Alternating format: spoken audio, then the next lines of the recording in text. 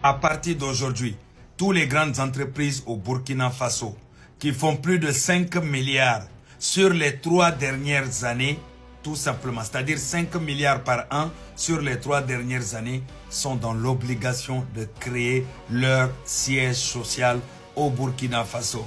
Et cela par décret, ordonné par décret. C'est-à-dire là, c'est obligatoire. Cela concerne toutes les entreprises qui font plus de 5 milliards, comme je vous ai dit tout de suite. Mais il faut comprendre aussi que cela concerne presque ou plus de 800 entreprises au Burkina Faso, comme Orange, TCL, Move, etc., etc. Les entreprises ont 6 mois pour déposer le projet et ils ont 36 mois pour faire la construction et terminer tout le projet.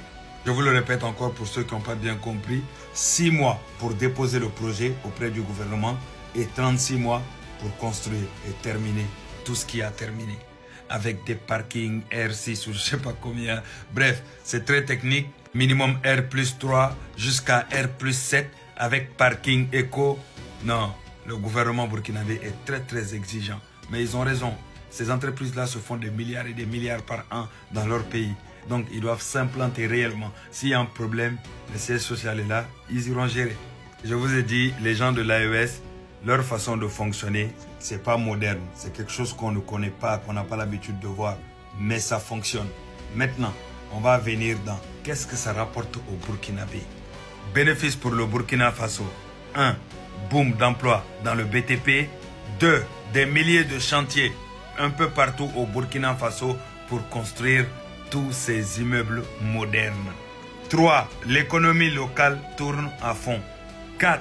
Matériaux, artisans, entreprises burkinabés, tous sont priorité sur les chantiers. Pour être plus direct, toutes les entreprises burkinabées sont prioritaires sur les chantiers pour construire tous ces immeubles modernes. 5. Plus d'impôts qui restent au Burkina Faso. C'est-à-dire siège social égale résidence fiscale égale plus de contrôle égale plus d'argent qui rentre dans les impôts burkinabés. 6. Meilleure traçabilité et transparence fiscale.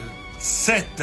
L'État du Burkina mobilise plus de ressources pour les écoles, santé, routes, etc., etc. 8. Urbanisation boostée et villes plus belles.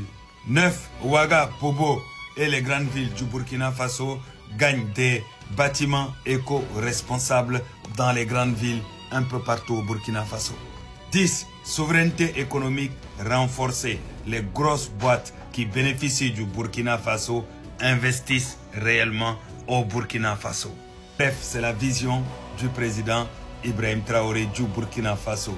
Et surtout, ce plan est gagnant-gagnant pour le Burkinabé tout simplement.